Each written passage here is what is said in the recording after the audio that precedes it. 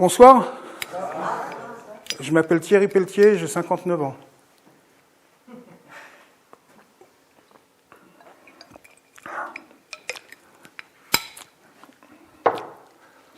Alcoolique pratiquant pendant 30 ans, polytoxicomane enthousiaste également, je suis devenu officiellement cotorep le 5 octobre 2021, date à laquelle la MDPH, Maison départementale des personnes handicapées, m'a octroyé la RQTH, reconnaissance qualité travailleurs handicapés. Je suis cotorep parce que j'ai subi un AVC ischémique du lobe temporal droit le 12 décembre 2018 et parce que je suis diagnostiqué bipolaire type 2 depuis 2019. Avant cette date, j'étais maniaco-dépressif. Et j'avoue que je préférais cette dénomination. Je trouve que ça faisait plus sérieux, franchement. De toute façon, en règle générale, j'ai tendance à considérer que c'était mieux avant. Je sais bien qu'on ne dit plus cotorep aujourd'hui, normalement. Normalement, aujourd'hui, on dit adulte handicapé. Même pas, en fait, même pas. La bonne formulation, ça serait de dire « Je suis une personne en situation de handicap ». Moi, je m'en fous, je préfère dire cotorep. Je trouve que ça claque 100 fois plus. D'ailleurs, quand je vais remonter mon groupe de rockabilly, on s'appellera les Cotorep Cats. On va tout déchirer. Parce que moi, je suis un rocker depuis que j'ai 13 ans. Et que j'ai entendu Eddie Cochran chanter Summertime Blues à la télé, un mercredi après-midi dans une émission pour les enfants d'Albert Resner. Et depuis que j'ai vu Fonzie dans Happy Days. Il est trop cool, Fonzie.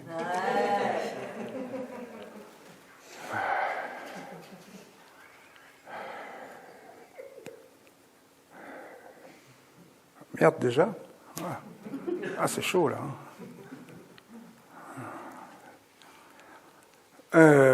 Bon, ouais, je suis un rocker, donc, mais je suis également protestant et communiste. Mais ça, c'est la faute à ma grand-mère.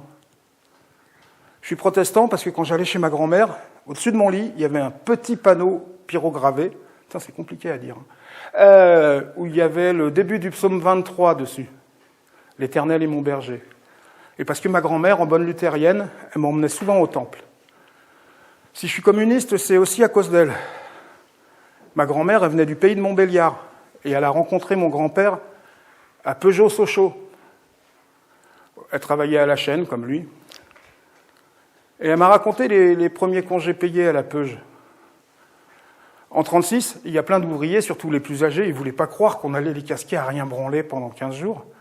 Alors, le premier jour des congés, ils se sont pointés devant l'usine, et les agents de maîtrise, les contremaîtres, les vigiles se sont foutus de leur gueule et leur ont dit de rentrer chez eux pour aller biner leur potager pendant 15 jours. Ça a commencé doucement, hein, les jours heureux, à Sochaux. Excusez-moi.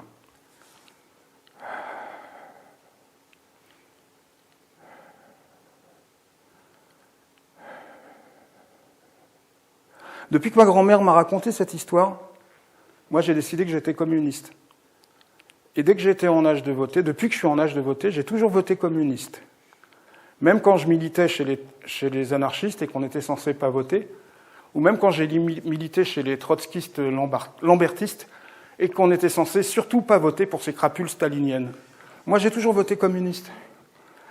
La première fois que j'ai voté, c'était pour André Lajoigny. Je ne sais pas si vous vous en souvenez.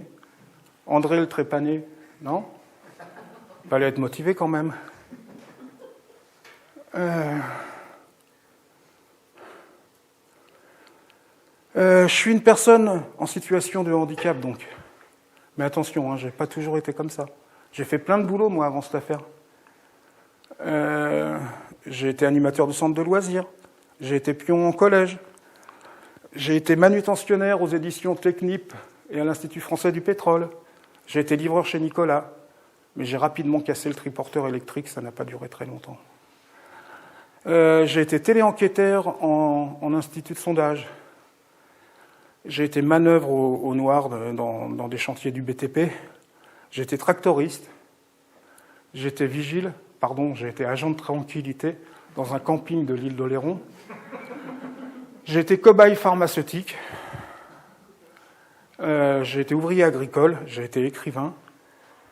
Et j'ai aussi été, là c'était un travail d'appoint, j'ai également été post-synchronisateur de films X. J'ai eu l'immense honneur de prêter ma voix à 2 chefs-d'œuvre du 7e art qui ont été récompensés, à juste titre, par le Hot d'Or 1997 et le Hot d'Or 1998. Ça n'a pas l'air comme ça, mais c'est quand même un boulot assez compliqué. Il y a des règles très strictes. On n'a pas le droit de faire du HH pendant plus d'1 minute 30 à cause des risques d'hyperventilation. Le HH, c'est un peu les scènes d'action, quoi. Hein, c'est un peu le cœur du film. On n'a donc pas le droit de halter plus d'1 minute 30. On halète et de temps en temps, on ponctue avec des formules du genre vous aimez bien ce que je vous fais, hein, petite gourgandine, enfin, ou des choses un peu dans ce genre-là, quoi. Et donc, c'est pas évident, mais ça, c'est le cœur du métier, c'est la routine, ça va. Le plus dur, c'est entre les scènes d'action, les moments où les acteurs essayent de se comporter comme des êtres humains normaux. C'est là où c'est le plus dur et où souvent ça m'a demandé le plus de prise. Je me souviens notamment d'une scène où j'étais au restaurant avec mon imminente proie et un autre couple. On regardait la carte des menus et je devais dire, et il m'a fallu 20 prises pour le dire, il fallait que je dise « Chérie, je crois que je vais prendre un steak bien juteux. » C'était dur, bordel, c'était dur. Une autre fois, j'étais un homme d'affaires italien et je faisais visiter mon palais à ma fiancée, on va dire. Et l'ingénue était émerveillée. Elle n'arrêtait pas de s'exclamer. Et elle disait « Mais c'est magnifique ici. Tout est gigantesque. » Et moi, subtil, je lui répondais « Mais il n'y a pas que ça qui est gigantesque ici. » Donc vous voyez, c'est un vrai boulot, hein, c'est un vrai métier. Donc j'ai fait plein de boulots. Moi, je suis même plus flexible. Je suis carrément hip-hop. Et mon CV, il est totalement psychédélique. Néanmoins, les 2 grands axes de ma carrière professionnelle seront le journalisme et puis surtout le travail social. J'ai travaillé avec des toxicos, des usagers de drogue. J'ai travaillé avec des SDF, des personnes en situation de grande précarité. J'ai travaillé avec des handicapés, avec des personnes en situation de handicap. Mais j'ai également travaillé en maison d'arrêt auprès des détenus. Et les détenus, c'est cool, ils font pas chier, eux, ils restent des détenus. C'est vachement bien.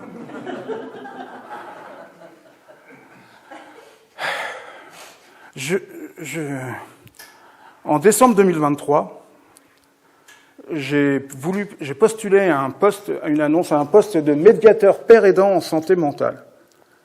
En fait, ça faisait un petit bout de temps que j'avais envie de faire ce taf, parce que je me suis aperçu au cours de mon parcours psychiatrique que j'étais vachement plus cool avec mes frères pimpins qu'avec mes contemporains normaux. D'ailleurs, entre nous, les pimpins, les normaux, on les appelle les normopathes, parce que bien souvent, ils sont cons comme des balais. À l'époque, j'étais stabilisé, comme on dit, depuis 1 an, plus aucun traitement psychiatrique. J'avais 20 ans de travail social derrière moi, j'avais le profil idéal que je me disais.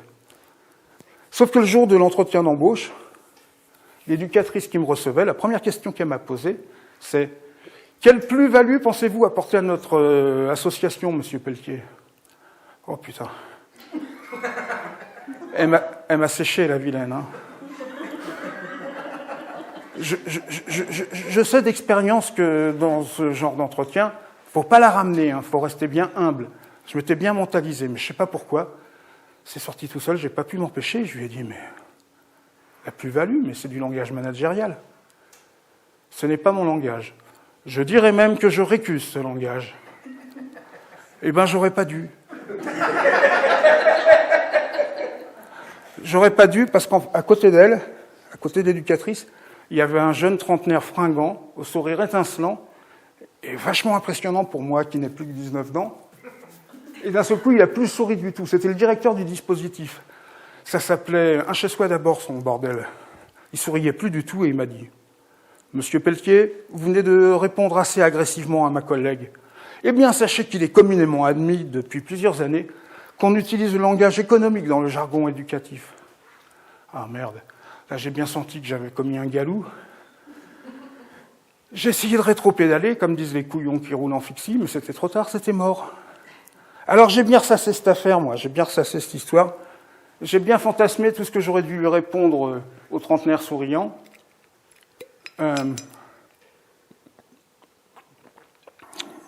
Notamment sur ces histoires de jargon. Le jargon, à l'origine, c'est la langue des coquillards, c'est la langue des voleurs, c'est une langue secrète à l'usage des seuls initiés. Et puis j'ai surtout bien regretté de ne pas lui avoir mis la table sur la gueule. Ça, c'était en décembre 2023. Mais bon, comme dit la sagesse populaire, même le diable porte pierre. Parce que peu de temps après ça, j'en étais encore à ruminer de molles et vagues, mais tenaces idées de vengeance, quand j'ai découvert les conférences gesticulées sur YouTube. Et puis ça m'a permis de vivre ce qu'on appelle une anamnèse. Parce que quand j'étais éducateur avec les toxicos à Mantes-la-Folie, 78-200 en force, je remplissais plein de dossiers d'AH pour les tox, et j'avais coutume de dire un brin condescendant, la cotorette pour un tox, c'est le couronnement d'une carrière. Ben, c'est vrai, on passe du RSA à 1016 € aujourd'hui, c'est pas rien. Je fais un petit peu moins le malin maintenant. C'est donc cette foutue plus-value mal digérée qui m'amène à débagouler devant vous aujourd'hui. Je suis une personne en situation de handicap. Je me suis demandé pourquoi une telle formulation. Certainement, dans un premier temps, dans le but de ne pas ostraciser davantage la minorité déjà presque opprimée que nous formons, nous, l'international des dingos. D'ailleurs, à ce propos-là, pendant que j'y suis, je tiens à vous préciser que si moi, en tant qu'handicapé psychique, j'ai le droit de dire n'importe quoi, je vous engage, vous, à modérer vos éventuels jugements à mon encontre, car je vous le rappelle, le validisme est une offense discriminante et potentiellement pénalement répréhensible. Alors gaffe. Hein. Pendant que j'y suis, au fait, non, je ne fais pas la gueule. J'ai jamais eu les zygomatiques vers le haut, j'ai des trous plein le piano, donc je souris pas, mais même quand je suis heureux, et d'ailleurs je suis super joyeuse d'être là. Dernière chose aussi, mes glorieux formateurs, pendant nos formations, m'ont fait remarquer que je déambulais vachement et que c'était chiant pour le spectateur, que ça risquait un peu de le distraire et de l'emmerder. Rien à foutre. D'ailleurs, vous remarquez que je fais un effort, hein, je bouge pas trop. Mais la déambulation, c'est un de nos conquis sociaux à nous, les dingos en psychiatrie. C'est notre seule liberté quand on n'est pas encore à l'isolement, c'est de déambuler. Donc, je fais ce que je veux. Voilà, ah merde, j'ai perdu le fil, à nouveau. Ah, c'est fou, ça. Les digressions, bordel de merde. Je suis une personne en situation de handicap, donc. Et en fait, j'ai réfléchi, je me dis que le présent employé, il est là pour signifier que si là, maintenant, je suis handicapé, en fait, si je prends bien mes traitements, si j'écoute bien les gentils travailleurs sociaux qui vont m'accompagner tout au long de mon parcours de soins, eh bien, rien ne pourra empêcher. Si je deviens véritablement acteur de mon rétablissement, rien ne pourra empêcher que j'accède à l'autonomie pleine et entière qui me permettra à son tour d'échafauder un fabuleux projet de vie. Ouais. L'autonomie. L'autonomie, moi je veux bien, je veux mon neveu. Si c'est mettre mes pompes et m'habiller tout seul, si c'est faire mes courses et préparer mon frichti comme un grand, et même pourquoi pas aller bosser si je trouve un taf dans mes cordes, je veux bien moi. Mais s'il s'agit d'aller faire de l'ébavurage dans un de ces bagnes à pimpin, là, un ESAT, là. Alors c'est quoi déjà? C'est Espace Service d'aide par le travail ou un CAT, Centre d'aide par le travail. Là, j'avoue, j'hésite un peu. Je connais, de toute façon, j'ai bossé là-dedans en tant que veilleur de nuit. Et puis, l'autonomie qu'on nous fait miroiter comme l'horizon indépassable de notre épanouissement, à nous les dingos, bien souvent, ça veut dire trouver des solutions individuelles à notre problème. En gros, On nous demande de replâtrer tout seul notre pète au casque.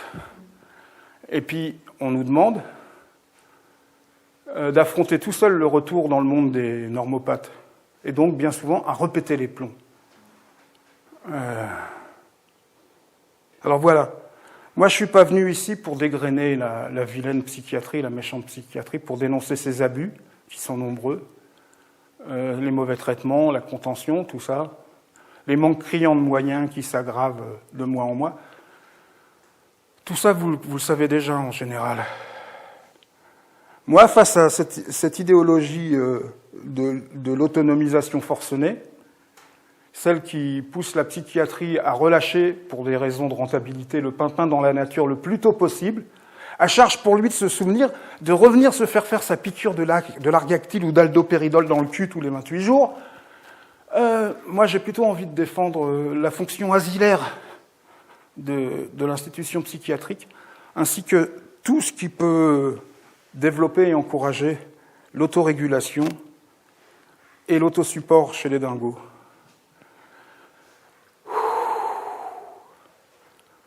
Si vous êtes ici, donc vous connaissez les conférences gesticulées. Excuse-moi Katia, il y a redite. Vous connaissez les conférences gesticulées, ainsi que le subtil mélange de savoir chaud, moi, ma vie, mon œuvre et ma vie trépidante, et de savoir froid, si c'est dans Wikipédia, c'est que c'est vrai, qui préside à leur savante élaboration. Alors un petit coup de savoir froid. D'après le magazine Brut, en 2023, nous étions 2023, ça y est, n'importe quoi. Putain, j'ai bu que 3 bières, bordel. Nous étions 3 millions en France à être reconnus handicapés, physiques comme mentaux. La bipolarité, maintenant, définition à la con que j'ai trouvée. Alors, le bipolaire souffre de variations disproportionnées des émotions et de l'humeur. Chez lui, la joie devient euphorie exagérée, et la tristesse se mue en profonde dépression. En Europe et en Amérique du Nord, les bipolaires, on représente entre 1 et 2% de la population. À peu près le même ratio que nos camarades schizophrènes, ou plutôt entendeurs de voix. On se tire la bourre gentiment, en toute camaraderie. Les bipolaires, on se suicide 30 fois plus que les normopathes. Et en fait, il y a entre 15 et 19% des bipolaires qui réussissent leur suicide. Moi, le mien de suicide, je l'ai lamentablement loupé. En revanche, dans ma bagnole où je tentais de mettre fin à mes jours, j'ai presque réussi à me noyer dans ma gerbe et dans mes déjections. J'avais pas du tout anticipé les effets conjugués d'une énorme quantité de somnifères et du rhum que j'avais trouvé utile pour faire passer la pilule. Après intervention des pompiers, dont je ne me rappelle absolument pas, quand j'ai émergé, j'étais aux urgences de l'hôpital de Mantes-la-Jolie, 78-200 en force, et il y avait 2 aides-soignantes qui nettoyaient mon cul braineux, tout en vitupérant le gros dégueulasse que j'étais. J'étais vraiment mal en point, mais j'étais aussi terriblement vexé. Alors j'ai réussi à couiner. « J'exige de voir la charte du patient !» Eh ben, j'ai rien vu du tout. Et j'ai atterri directement en psychiatrie. Ça se passait en juin 2019. Et juin 2019, franchement, c'était vraiment pas le bon moment pour atterrir en psychiatrie. Si tant est qu'il y ait un bon moment pour se péter les plombs. En juin 2019, en fait, j'étais en bulle, je fais ce que je veux. En juin 2019, Macron faisait réquisitionner à 7h du matin par les Pandores infirmiers et aides-soignants, pour pallier aux nombreux mouvements de grève qui agitaient le secteur psychiatrique depuis 2018. En 2018, par exemple, au Havre, il y a une partie du personnel qui s'est mis à camper sur le toit des urgences psychiatriques et qui s'est rebaptisé les Perchés. À Saint-Étienne-du-Rouvray, où je serai suivi plus tard, le personnel en lutte a suivi une grève de la faim qui a duré à peu près 3 semaines. Il y a eu des mouvements de grève assez durs, partout en France en 2018 et 2019, à Niort, à Amiens, à Paris, à Lyon, avec très très peu de relais médiatiques. Peut-être parce que une des revendications principales des soignants en lutte, c'était de pouvoir exercer leur profession d'une manière humaine. Quand moi je débarque, donc en juin 2019, à l'hôpital psychiatrique du Val-Fouret, à Mantes-la-Folie, 78-200 en force, c'est le désert. C'est le désert. En 3 semaines et demie d'hospitalisation, je vais rencontrer 3 fois le psychiatre, et l'ensemble de nos entretiens, négociations pour une sortie avec des charges comprises, prendra pas plus de 10 minutes. C'est peut-être pour ça qu'il y a un psychiatre de Saint-Étienne-du-Rouvray qui s'appelle Féty Bretel qui a écrit une conférence gesticulée qui s'appelle « Je ne suis pas là pour vous écouter ». Ça résonne assez concrètement en moi. Donc moi, quand j'arrive à l'hôpital psychiatrique de Mantes-la-Jolie, il n'y a pas de soignant pour m'écouter, qu'à cela ne tienne. On se démerde entre dingos, il n'y a pas de problème. Le mec dans la piole à côté de la mienne, il est vachement sympa. Ça tombe bien, il s'appelle Copain.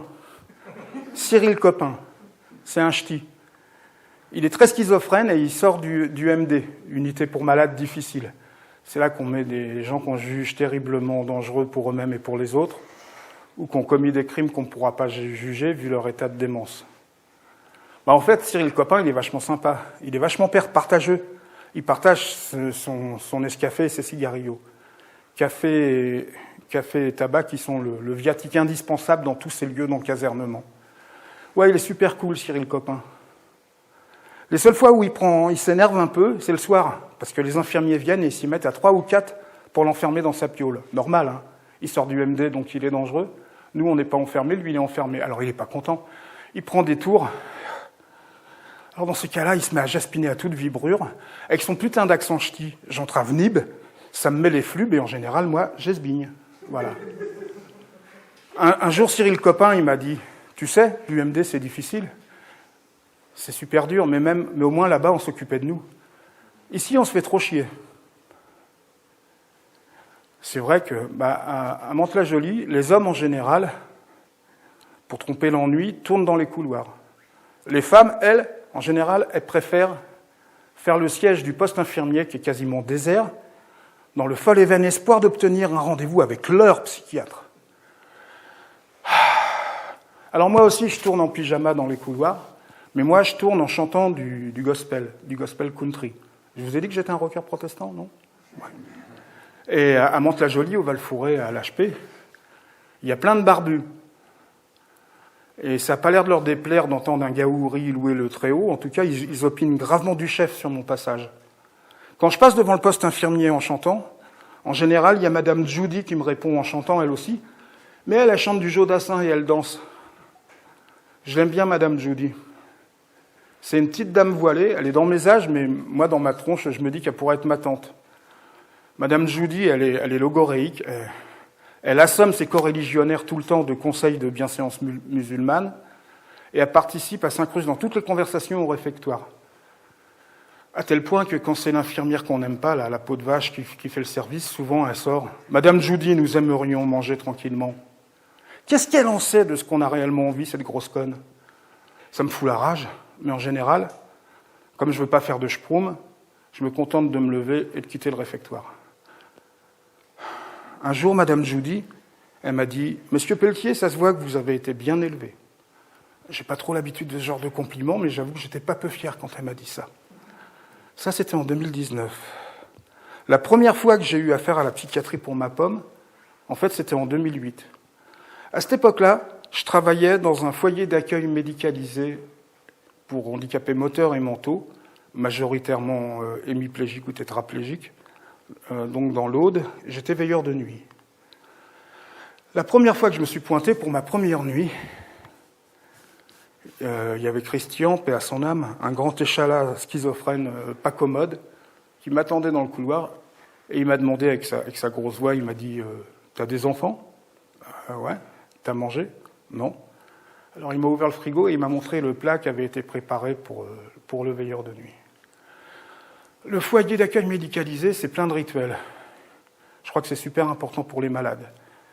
Et ça fait qu'on se dit peu ou prou à peu près la même chose tous les soirs. Avec Francis, par exemple. Francis avec sa bonne bouille, avec sa mèche crantée.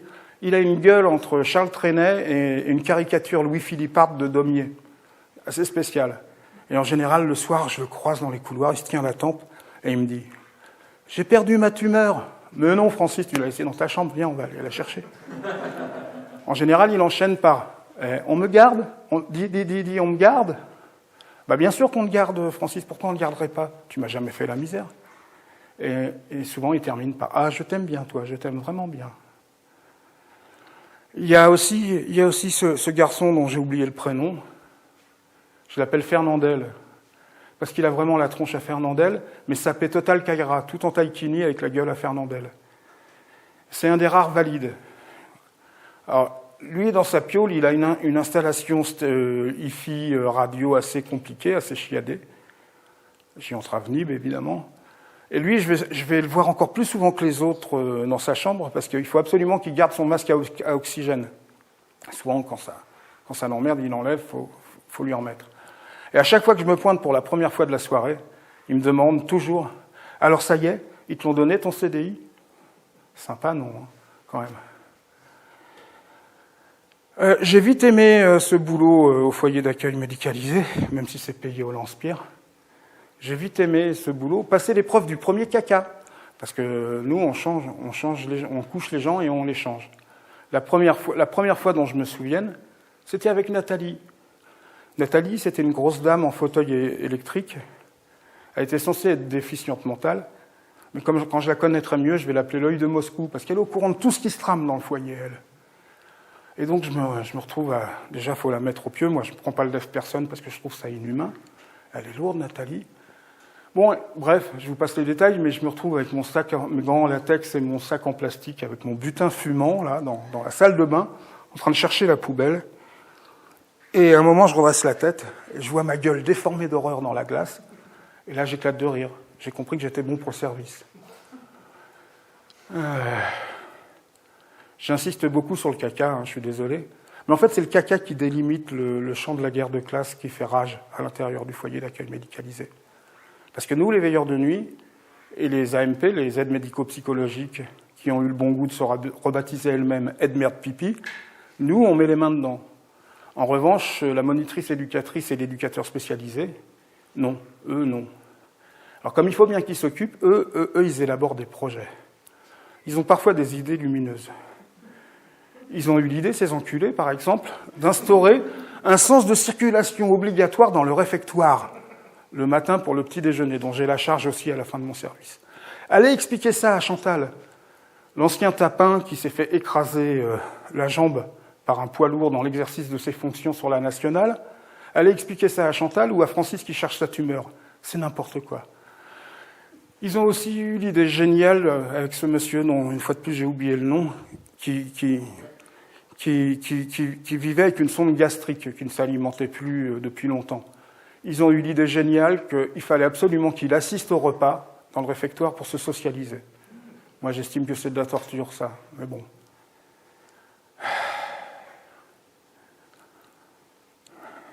En fait, malgré ça, comme je vous disais, j'aimais bien ce taf. Et puis j'aime bien bosser la nuit. Parce que, même si on ne chôme pas, moi, pour gagner mes 1300 balles, il faut non seulement coucher et changer les malades, il faut répondre aux appels malades, il faut faire des rondes, mais il faut aussi que je lave par terre, que je karchérise, et puis que je fasse les lessives des malades, et que je fasse aussi le petit déjeuner. Donc on ne chôme pas.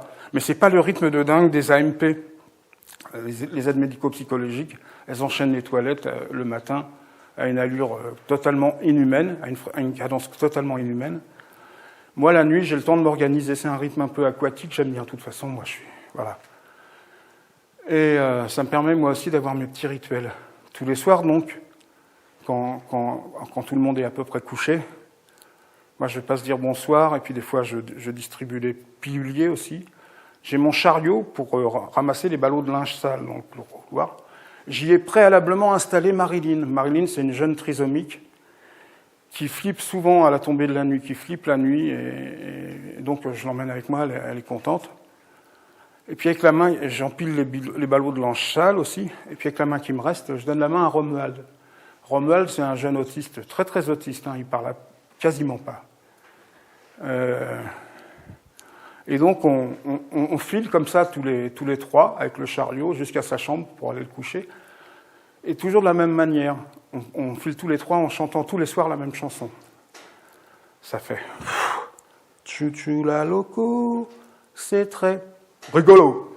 Chou-chou dans les bois, chou-chou dans les prés, chou-chou dans le tunnel, loco tu es belle. Vous remarquerez une fois de plus qu'on fonctionne en mode gospel. Appel, réponse. Je m'occupe des appels et très scrupuleusement, Romuald fournit les réponses.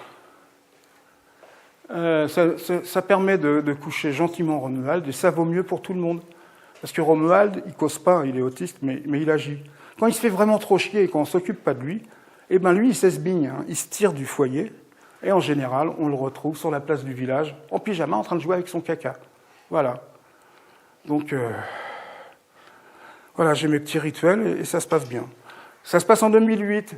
Et en fait, le cours à peu près tranquille de mes jours au foyer d'accueil médicalisé, il va être dérangé par un fait divers qui va devenir une affaire politique qui va faire un peu de bruit en France à cette époque-là. Il y aurait eu des terroristes, en 2008, qui auraient eu la volonté de saboter un TGV en mettant des je sais pas quoi sur les caténaires. Et ces terroristes avaient une couverture. Leur couverture, c'est qu'ils tenaient une épicerie elle-même tapie dans l'ombre, comme le soulignait le délicieux quotidien Libération. Et donc, il y avait eu une grosse opération policière. Et en fait, j'ai des copains qui m'ont demandé si j'étais OK pour monter à Paris et donner des concerts pour ramasser du pognon pour les inculpés. Bah, évidemment, j'ai dit oui. Donc j'ai pris une semaine de congé à laquelle j'avais droit et j'ai été chanter du rockabilly dans les bistrots à Belleville et à Montreuil pour récolter de l'oseille que j'ai donné aux parents des inculpés. Quand je suis redescendu et que j'ai repris mon boulot une semaine plus tard, dans l'Aude, avec la satisfaction du devoir accompli, j'ai appris que Daniel était mort. Daniel, c'est un petit bonhomme, en fauteuil roulant, des fistures mentales. Alors, je ne sais pas si c'est le bon mot. Quand il est contrarié, Daniel, il devient, moi je dis atonique, je ne sais pas si c'est le mot, mais on ne peut plus l'attraper, il n'y a plus de prise, il devient tout mou comme ça. Et puis, il est surtout très cyclotimique. Il passe du rire aux larmes très facilement. Et moi, comme ça m'emmerde de le voir pleurer, en général, j'essaye de le faire rigoler. Donc, tous les soirs, c'est la même chose avec Daniel. On va d'abord fumer une clope dans le patio ensemble. Puis ensuite, je pousse son fauteuil jusqu'à sa chambre, tout en lui chantant la Marseillaise. Mais à ma façon. Et ça fait « Allons enfants de la... Le jour de... est arrivé ». Putain, la Marseillaise en pétant, ça a un effet bœuf sur lui, il est mort de rire. Donc on arrive dans sa piole, ensuite il y a tout le protocole, on enlève les bas de contention, pipi, popo, pyjama. Et je lui refais le coup une fois qu'il est pagé, je lui refais le coup de la Marseillaise, en pétant, la Marseillaise pétomane, mais ce coup-ci avec un casque de pompier sur la tête. Parce que Daniel, c'est un homme qui est très seul, mais lui, son kiff, c'est les pompiers. Il a des camions de pompiers partout dans sa piole, des casques de pompiers, des posters de pompiers. Alors pendant que j'étais parti à Paris, mes collègues veilleuses de nuit, en fait, on est 2 veilleurs de nuit la nuit pour 40 malades. Elles l'ont emmené fumer sa clope dans le patio, mais elle fume pas, puis elles avaient du taf, donc elles l'ont laissé tout seul dans le patio. Il a dû piquer du zen avec sa clope, il a mis le feu à son pyjama, il s'est enflammé. Les pompiers qui l'aimaient tant sont venus, on l'a mis sous coma artificiel, et il est mort quelques jours après. Donc moi, quand je redescends et que j'apprends ça, je suis peiné, et puis surtout, je suis très en colère. Parce qu'en fait, depuis des mois, chaque mois, par l'intermédiaire du délégué du personnel, on demandait des exercices d'évacuation des malades. Normalement, c'est obligatoire au moins une fois par an. Et de maniement des extincteurs, c'est pas la même limonade si c'est de la neige carbonique ou de la flotte. Et on a demandé ça par l'intermédiaire des délégués du personnel, et on a même fait des demandes au CHSCT. Mais le directeur, c'était un établissement de l'ASEI, l'Association de sauvegarde des enfants invalides. Un des cartels du handicap en France, eux, ils ont le Sud, en général. Le directeur, omnipotent, on n'avait rien à caguer, il n'a jamais accédé à nos demandes. Donc moi, je redescends, je suis furieux, mais je me dis, là, il ne va pas y couper, il va faire moins le malin. On va les avoir, nos exercices d'évacuation des malades. Que dalle, que dalle. On était en pleine démarche qualité. Alors effectivement, il a convoqué une réunion pour l'ensemble des salariés, pour tous les salariés, obligatoire, c'était en journée. Donc je m'y suis rendu, mais il n'a pas été question du tout de Daniel. C'était une réunion à la con avec rétroprojecteur et PowerPoint, je crois, comme ça qu'on appelle ça. Et ça projetait sur les murs des phrases à la con avec en vert c'était bien, en orange c'était moins bien et en rouge c'était carrément pas terrible du tout. Bref, donc comme l'intégralité du personnel était là, il n'y avait plus personne avec les malades, à tel point qu'il y a un des rares résidents valides qui est venu dans la réunion, qui est venu me chercher pour m'expliquer que Marie-Thérèse était enfermée dans son pieu et baignait dans son pipi. Donc j'ai quitté la réunion en râlant, en faisant pas vraiment de l'esclandre, mais en gueulant un peu. Et j'ai été changer Marie-Thérèse. Je faisais la nuit le soir même. Et là, surprise, quand j'arrive et que je prends mon service, le directeur est là. Tout omnipotent qu'il soit, enfin qu'il était, il a dû sentir le vent du boulet depuis la mort de Daniel, et donc le soir, il fait acte de présence jusqu'à 23h30 en général. Donc on commence à parler, je commence à lui dire ce que je pense de son management, le ton monte, il me dit que je suis un grand paranoïaque, et donc je romps la discussion pour pas lui péter la gueule, parce que ça va venir, je sens que ça monte très très fort. Alors je sais pas comment je fais pour finir ma nuit, mais je la finis, et je fais les choses à peu près bien, et au petit matin, je prends ma 2 chevaux, mais au lieu de rentrer chez moi dans mon petit village, je vais à Narbonne et je fais dring-dring à l'HP de Narbonne. Et là, ils m'ouvrent, ils me reçoivent. Ils m'ont pas hospitalisé, ils m'ont pas donné de traitement psy, et ils m'ont écouté. Ça m'a fait du bien, j'avoue, même si ça n'a rien changé. Même s'il n'y a eu aucune suite, que les gendarmes en ont jamais rien eu, rien à foutre de la mort de Daniel, qui n'était pas importante, qui n'avait pas de famille. Un an plus tard, en 2009, je bosse toujours dans ce satané foyer, et je ne sais pas pourquoi, ce jour-là, je bosse en journée aussi, et je suis de nouveau avec Marilyn, la jeune trisomique, et elle a un rendez-vous médical, ou je ne sais pas quoi, dans le bloc administratif du FAM, du foyer d'accueil médicalisé, pas le lieu de vie. En tout cas, on est tous les deux sur un banc, et à un moment, elle me prend la main et elle me dit « faut pas t'en aller ». Je trouve ça bizarre, parce que moi, à l'époque, j'ignore totalement que 2 ou 3 mois plus tard, j'aurais largué ce boulot et que je serais journaliste dans un hebdomadaire satirique et politique à Paris, qui s'appelait Ciné Hebdo. Je l'ignore totalement, et elle peut pas le savoir aussi, Marilyn. Bon, moi, j'ai eu l'occasion, au cours de mon parcours, de constater plein de fois les fulgurances ou les prémonitions dont sont capables les dingos. Mais c'est un truc, ça fait pas partie des choses qu'on apprend en général. Mais un truc qui est marrant, c'est qu'au XVIe siècle, il y a un mec qui s'appelait Martin Luther. Je vous ai dit que j'étais protestant, non ? C'est un mec qui a un peu inventé le truc. Hein. Et il a écrit un espèce de manuel de savoir-vivre, en fait un truc pour séparer le bon grain de l'ivraie, un truc où il explique c'est qui les bons pauvres à qui on peut donner l'aumône, et puis les autres dont on n'a rien à caguer. Et à un moment, il évoque les fous. Et il écrit en parlant des fous, insensés et clairvoyants. Je me dis, bordel, au XVIe siècle, on savait que les dingos étaient capables de prémonition et de fulgurance.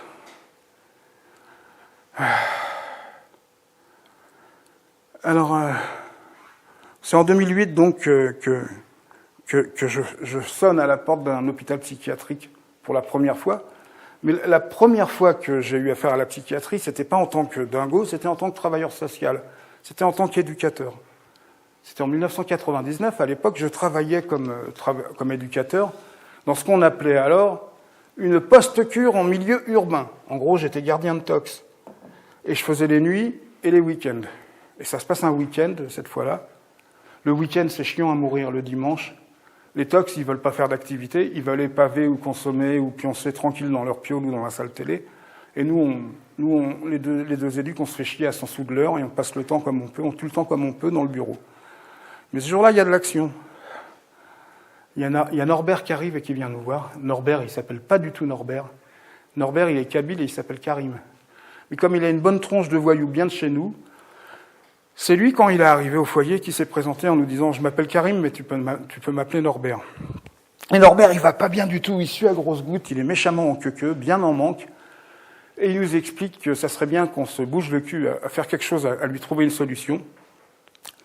Parce que dans l'état où il craint de ne plus être trop gérable d'ici 2 ou 3 heures. Et nous, Norbert, on l'aime bien, c'est un gars sympa, mais on connaît son palmarès, on sait que c'est un client sérieux. Alors on se bouge. Et on appelle un peu partout, médecin de garde, SOS médecin, mais à chaque fois qu'on se présente comme un foyer pour usagers de drogue, on nous envoie gentiment nous faire foutre. Alors en désespoir de cause, on décide de l'emmener aux urgences psychiatriques à Sainte-Anne, c'est pas loin. Et c'est moi qui m'y colle. C'est en été, il fait très chaud. Et donc on arrive au CPOA, je crois. CPA ou CPOA ? CPOA, Centre psychiatrique d'orientation. Non merde, Centre psychiatrique CPAO. Centre psychiatrique d'accueil et d'orientation. Et on arrive là-bas. Et la salle des admissions, c'est hyper surprenant. C'est un gros bordel. Déjà, tout le monde bombarde comme des malades. À l'époque, on a le droit de fumer. Et les premiers entretiens se font en public, au vu et au su de tout le monde. Il y a 2 petites tables avec l'infirmier qui reçoit les gens, et il les interroge devant tout le monde. Et il y a vraiment de tout dans cette salle d'attente. Au début, je suis assis à côté d'un Versaillais qui m'explique qu'il ne s'est jamais remis de son divorce depuis 6 ans, alors qu'il vient consulter parfois en ambulatoire. Et il en profite pour ajouter que la qualité du service baisse vertigineusement. Là, ça fait 1 heure qu'il a demandé un café et on ne lui a toujours pas apporté. Un peu plus loin, il y a un bonhomme, il y a un monsieur qui doit avoir un léger problème d'alcool. Il est vachement couperosé. Il est en panique et il s'agrippe aux mains de sa femme et de sa fille. À la table des entretiens, il y a une jeune femme africaine avec des pansements sur les avant-bras, la tête dans ses avant-bras, et à côté d'elle, un vieux monsieur propre sur lui, bien mis, avec costard-cravate. Et l'infirmier demande à la jeune femme « Depuis quand êtes-vous au courant de votre séropositivité ?» La femme ne répond pas, mais en fait, on voit bien qu'elle pleure. Quant au monsieur, d'un seul coup, il s'énerve, il se lève et il dit « Écoutez, moi je suis venu voir un médecin, je ne suis pas venu pour raconter ma vie. Vous voulez connaître mon nom ? Eh bien, c'est bien simple, je m'appelle Landru. » Il met un coup de latte dans la table et il se barre. Juste après ça, on voit arriver une petite femme sans âge. Moi, je vais l'appeler la musaraigne, parce qu'elle a vraiment une bouille de musaraigne. Elle est bien shootée, elle marche à 2 à l'heure, et elle couine un truc dans le genre « Je n'irai pas à Châteauroux, ils sont méchants à Châteauroux ». Alors derrière elle, il y a 2 infirmiers qui la suivent mollement, parce que le peloton médical se doute que l'échappée n'arrivera pas à son terme. D'ailleurs, à un moment, ils ouvrent une porte sur la gauche, ils font rentrer la petite musaraigne avec elle, gentiment, et ils s'enferment avec elle. Voilà. Pour compléter le tableau, on va aussi avoir droit à celle que... Enfin, pour les amateurs de série B et de films américains, je ne sais pas si vous connaissez ce film qui s'appelle Shock Corridor. Il y a celle que j'appellerais la nymphomane tchèque. C'est une jeune femme tchèque, très jolie, mais un peu flippante. Et elle tourne autour de nous en fumant son cigarillo et elle envoie des coups de chasse ravageurs à Norbert. Et Norbert, lui répond avec son plus beau sourire de voyou. Pour la peine, elle lui offre un cigarillo. Bon, arrive enfin une toubib qui prend Norbert en charge, qui me quitte en me disant « T'inquiète pas, je vais lui raconter la belle histoire, elle va les lâcher, c'est bon bec. » Ok, super. Bon, il fait super beau, je me dis « Bon, moi, je vais en profiter pour aller m'en griller une dans la cour. » Et je suis à peine arrivé dans la cour que d'un seul coup, je vois surgir devant moi un Golgoth, une masse, un type ultra baraqué. Mais bordel, ça peut pas être un culturiste, il est naturellement comme ça, le mec. Alors je me dis, c'est un surfeur, d'autant plus que visiblement, c'est un anglo-saxon. Et le mec, il est gigantesque, et il a juste un caleçon noir. Il n'a pas de pompe, il n'a pas de fringue, rien. Il est entouré par 6 condés, qui lui ont pas mis les menottes, ils lui ont pas mis les cadennes, mais il y en a plusieurs qui ont la matraque à la main. Bon, le corps médical arrive pour prendre possession du colis. Il y a un toubib, un petit chauve à lunettes, et puis 2 infirmiers derrière. Alors, l'homme au caleçon noir, à ce moment-là, s'approche du petit chauve à lunettes. Il lui pose la main hyper solennellement sur le front, puis il l'étreint et il lui donne l'accolade. Après, il se retourne et il procède à la même opération avec chacun des 6 flics qui l'ont accompagné, qui se prêtent à tout ça avec le plus grand sérieux, et qui se dépêchent de se barrer après, pas mécontents. Donc les blouses blanches rentrent dans la salle d'admission avec Super Calbut, et moi je leur emboîte le pas. Ils m'impressionnent un peu, mais de toute façon, il faut bien que je récupère Norbert. Évidemment, je me retrouve assis à côté de lui. Et super quel but, en fait, il parle en anglais, mais enfin, je vous le fais en français, ça ira plus vite, ça sera plus simple. Les premiers mots qu'il me dit, c'est « Bonjour, je suis le Fils de Dieu, mais je suis aussi un être humain. Salut, moi c'est Thierry. » Bon, pas longtemps après ça, d'un seul coup, on entend un gros fracas, quoi, un bruit de verre cassé, ça bastonne, ça crie, et je comprends que c'est dans la pièce où est rentrée la petite musaraigne. Elle a beau être hyper shootée, elle a dû trouver l'énergie de balancer quelque chose dans la fenêtre, ça gueule, ça crie, et pas longtemps après, la porte s'ouvre, et là on la voit sortir sur un brancard, sanglée, plus. Alors là, la contention, ils ont fait ça bien. Et là même si elle ne veut pas aller à Châteauroux, elle ira là où on lui demande, elle n'a plus rien à dire, la pauvre. Alors le Fils de Dieu, il me regarde, et il me dit « La peur, c'est le diable. » Je ne contredis pas.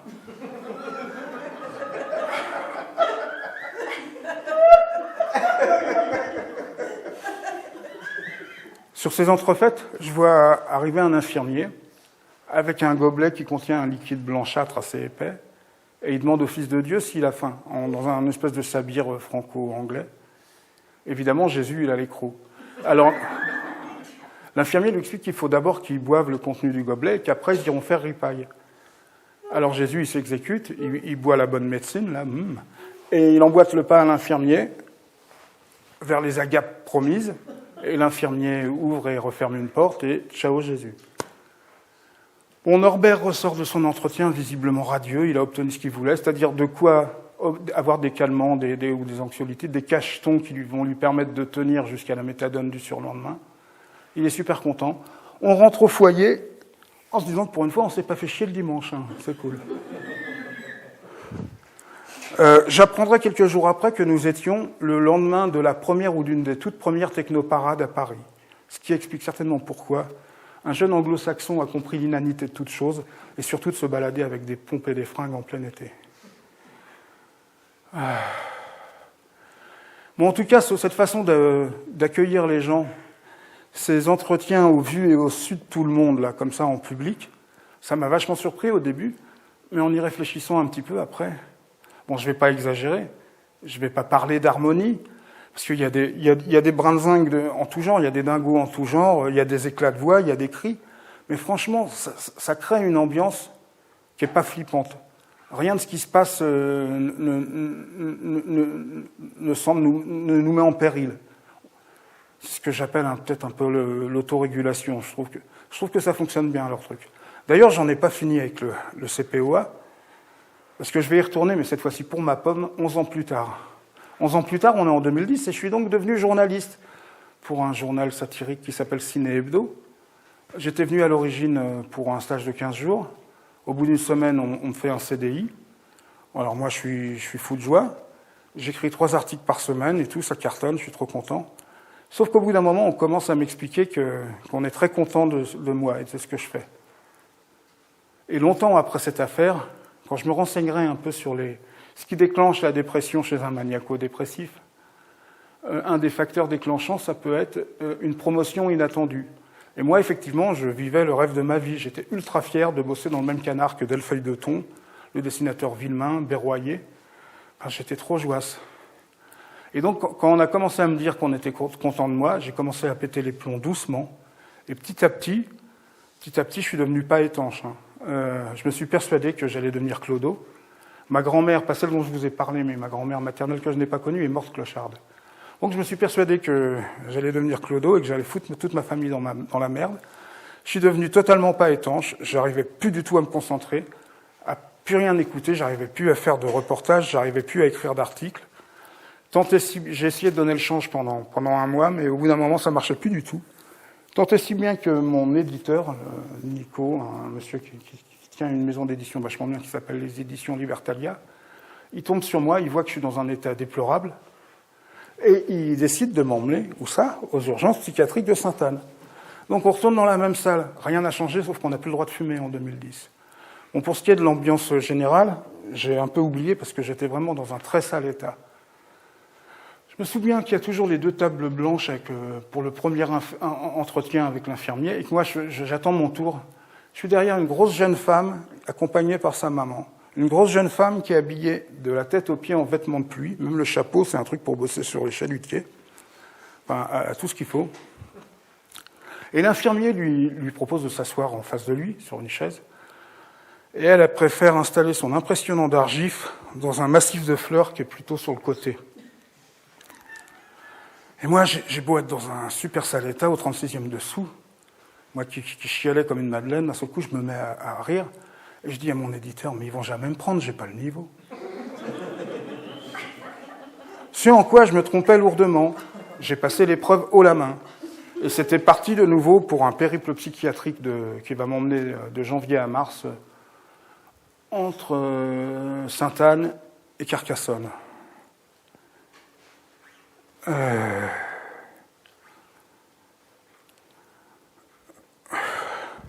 Donc moi, je suis labellisé Cotorep depuis 2021. J'ai suivi tout le parcours de rétablissement du bon petit soldat du rétablissement. Et puis surtout, j'ai eu le temps de réfléchir à tout ça. Et je me suis demandé si j'avais pas des prédispositions à être dingo. Je me suis même demandé, je suis même persuadé que j'avais des prédispositions à être dingo, je me suis même demandé si tout ça, c'était pas de l'ordre de la vocation. Alors je suis retourné vachement en arrière. Et en fait, quand j'avais 4 ans, j'ai fait une fracture du crâne en tombant d'une grange où je jouais dans les bottes de paille et je suis tombé 3-4 mètres plus bas sur la tête et sur le ciment qu'on avait balayé le matin même. C'est un manque de bol. J'ai pas perdu connaissance, mais dans l'après-midi, ma gueule a triplé de volume. Et hop là, pompier, urgence, hôpital de Mantes-la-Jolie pendant 1 mois. Donc fracture du crâne. 1 an après, j'ai 5 ans et j'ai 1 an d'avance et je suis au CP. Je suis au CP dans la classe unique de mon village, de mon petit village. Tous les enfants de la maternelle au CM2 sont ensemble. Et l'instituteur, c'est mon père.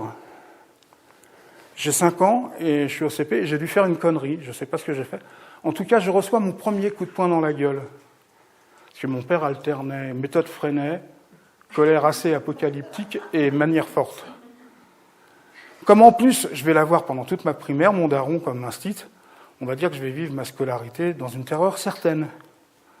Bon, heureusement arrive le collège. Je me retrouve à Mantes-la-Ville. Je me retrouve à Mantes-la-Ville au collège.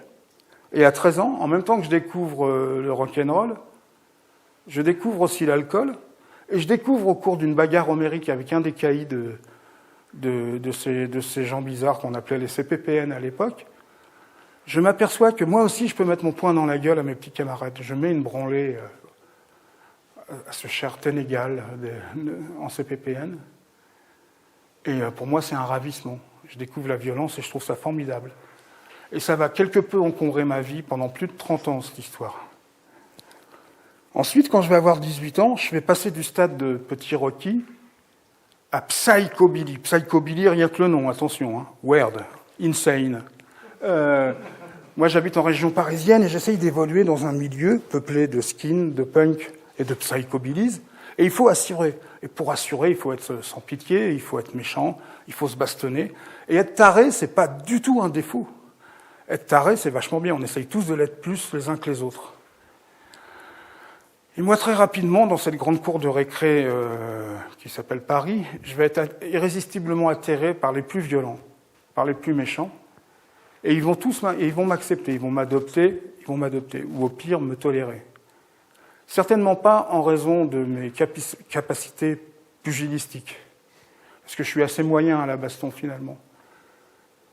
Et en fait, je ne sais pas trop pourquoi. Je vais mettre des années à comprendre qu'il n'y a pas que les dingos qui se reniflent de loin et qui s'attirent, les enfants battus aussi, en fait. Et en fait, moi, j'ai pas du tout les moyens de ma volonté de nuisance. Alors j'élabore une autre stratégie pour la baston, qui est quand même vachement importante, il faut assurer. Quand j'ai un différend avec un fâcheux, quand je m'embrouille, au lieu de lui taper dedans, en général, je hurle, comme papa, et puis je ponctue ça avec le verre que je m'éclate dans la gueule, verre ou bouteille, ou fenêtre, le cas échéant. Et en général, le mec en face, il flippe et il se tire. Voilà, comme ça, examen réussi, c'est super. Même mon parcours politique, en général, va servir à exsuder de la violence, à justifier la violence. J'ai commencé mon parcours politique par être militant trotskiste, lambertiste, quand j'avais 14 ans. Bon, là, j'étais trop jeune pour pour être dans les histoires de baston chaudes qui me fascinaient déjà. Nos militants allaient à Paris souvent se battre avec une peuplade étrange qu'on appelait les autonomes. Je me demandais, pour moi c'était comme des peaux rouges ces gens-là, c'était quoi les autonomes? Mais donc ça, j'y participe pas. En revanche, à 30 ans, je suis devenu militant anarcho-syndicaliste, j'ai adhéré à la glorieuse CNT, Confédération Nationale du Travail. Et nous étions des proto-antifa à l'époque, des Redskins. Donc on foutait sur la gueule à tout le monde, mais au nom du bien. Nous, on n'était pas des méchants fascistes, nous, on était des gentils communistes libertaires. Donc on pétait la gueule à tous ceux qui n'étaient pas comme nous. C'était magnifique. Je renie pas du tout cet engagement, même si j'y crois plus aujourd'hui.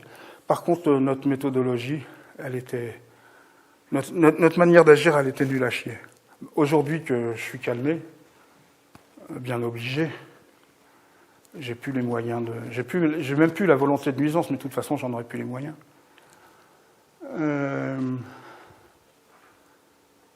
Ça y est, je repère le fil.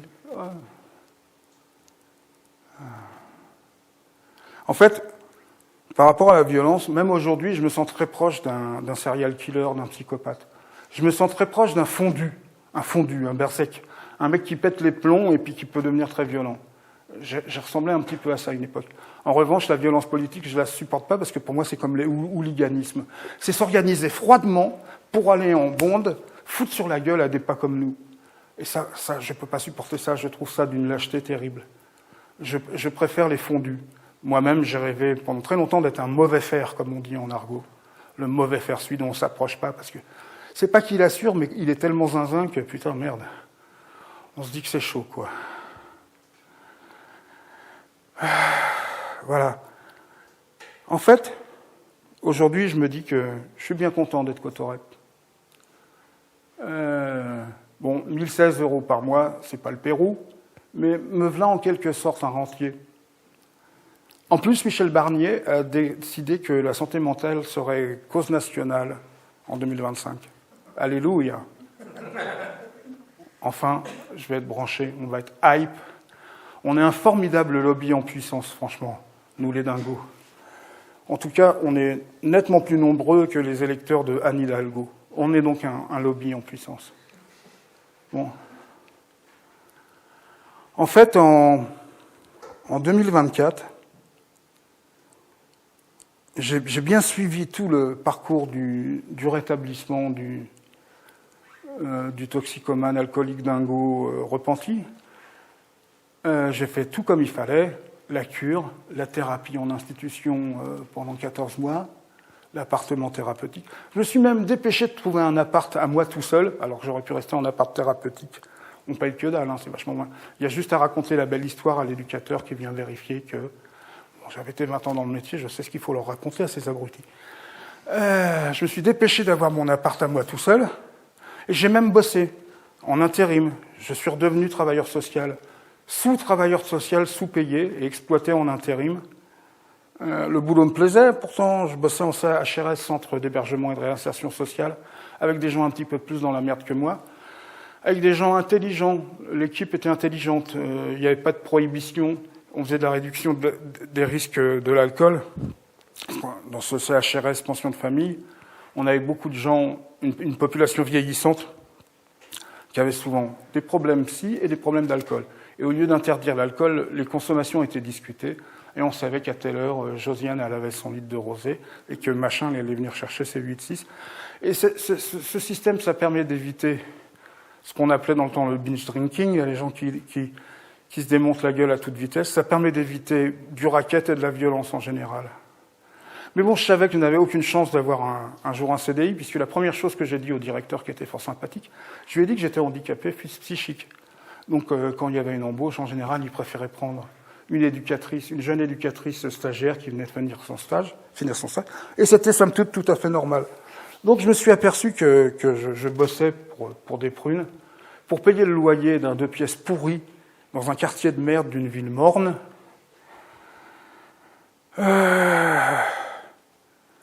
Et je me suis souvenu que j'avais une petite maison dans l'Aude, dans les Corbières, mal retapée, puisque c'est moi qui ai fait les travaux, où mes enfants avaient grandi. Et depuis avril 2024, j'habite de nouveau là-bas. C'est un petit village de 40 habitants. Nous sommes une commune indépendante. J'ai même eu l'honneur d'être conseiller municipal là-bas il y a fort longtemps. 70 ans de moyenne d'âge, beaucoup de vieux. Et là-bas, comme dans le reste de l'Aude, c'est un ancien bastion socialo, ça vote RN à mort. Mais franchement, je m'en cogne, même pas peur. Parce que les vieux de chez moi, là, les viticulteurs, c'est des partageux, de toute façon. Je pourrais vous donner plein d'exemples. Ils votent peut-être avec leurs pieds, ils disent peut-être des conneries grosses comme eux. Mais le meilleur exemple pour moi, c'est ce qui s'est passé avec Omar et sa famille. À côté de Connette, notre village, à 8 km, il y a une mégapole de 300 habitants, La Grasse, avec son abbaye du temps de Charlemagne, sa pharmacie et ses 2 épiceries, son épicerie et ses 2 bistrots, pardon, et aussi son CADA, centre d'accueil pour demandeurs d'asile. Et Omar, sa femme et ses 4 enfants ont été déboutés du droit d'asile.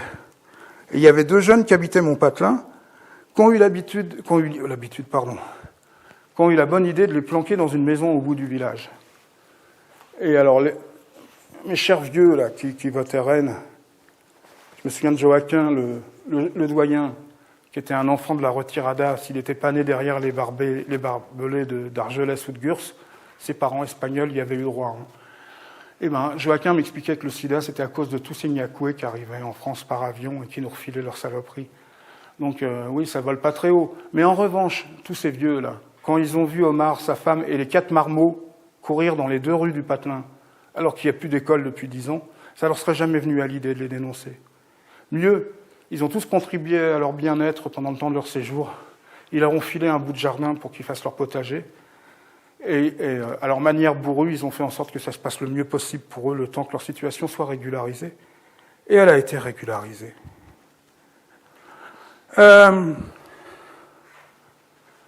Donc, moi, je vis là-bas maintenant, dans mon Patelin de 40 habitants. Et comme j'ai plus de toxicos à me mettre sous la main, enfin ça, faut le dire vite, hein, parce qu'à part les vieux, j'ai calculé, on est déjà 4 cotorep dans le Patelin sur 40. Hein. Et évidemment, on a pris langue les uns les autres très rapidement. Mais bon, comme j'ai plus de toxicos sous la dent à m'occuper professionnellement, j'ai mué assez rapidement Pépère à chamoisi. C'est-à-dire qu'il y a une famille très consanguine de chats qui est retournée à l'état sauvage dans mon village après la mort de leur maître. Et ils me fascinent parce qu'ils sont affreux, affreux. Et ils me fascinent. Ils me fascinent à tel point que j'ai écrit une petite comptine à leur sujet pour fêter la naissance du 3e enfant de mon guitariste et ami Franck. Et j'ai bien envie de... Bon, c'est des vers de Mirliton, mais j'ai bien envie de vous en faire profiter pour clore cette aimable causerie. Alors voilà, ça s'appelle, bordel. Ça s'appelle comment déjà ? Ça s'appelle « Où t'en vas-tu, vieux Torgadu ?» Il n'y a rien qui va chez Torgadu, vieux Torgadu tout Torgadu. Où t'en vas-tu, vieux Torgadu ? T'es tout tordu, tu pues du cul. Casse-toi de ma rue, vieux Torgadu. Casse-toi de ma rue, tu pues du cul. Même pas fait de kiep, le vieux Torgadu. Les trologdules, vieux Torgadu. La sœur ou la fille, je sais pas trop. Elle a des yeux tant si vert vachement. Elle est mal peignée, v'là la cato, mais moi je l'appelle Michel Morgan. Le vieux Torgadu au coin de ma rue, je vais l'attraper, lui taper dessus. À coups de balai hors de ma rue. Vieux Torgadu, tout Torgadu. Je peux pas choper Torgadu. Le balai, il esquive Torgadu. Je donne des sardines à la Morgan, qui a des yeux tant si vert vachement. Elle partage avec Torgadu. Frère ou daron, en vrai, je sais plus. Elle le regarde finir le plat, une chatte communiste, ça se pose là. Me voilà gros Jean comme devant. Le vieux Torgadu, il flippe même plus. Au coin de la rue, le regard méchant, le vieux Torgadu qui pue du cul. Avec Michel Morgan, il attend mes sardines que j'en ai même plus. Il faut que je fasse un saut à l'épicerie, il faut bien que Torgadu soit nourri. Merci, bonsoir.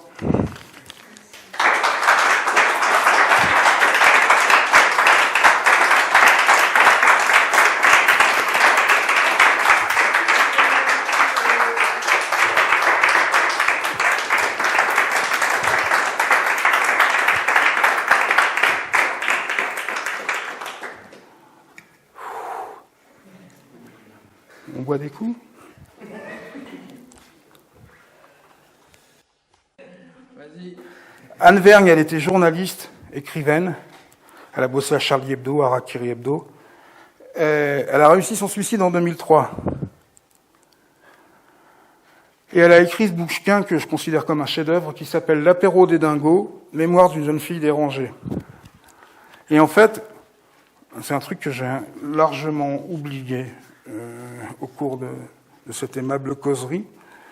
C'est le fait qu'à force de réfléchir aux origines de la violence dans ma vie et de ma dinguerie,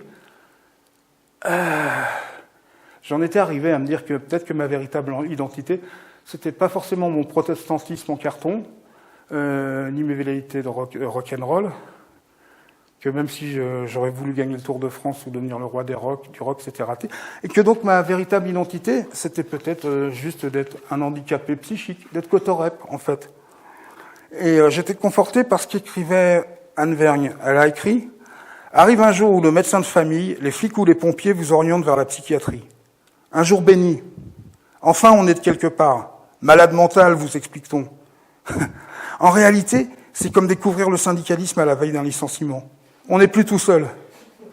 On est des bataillons, on a des locaux, c'est formidable. » Voilà.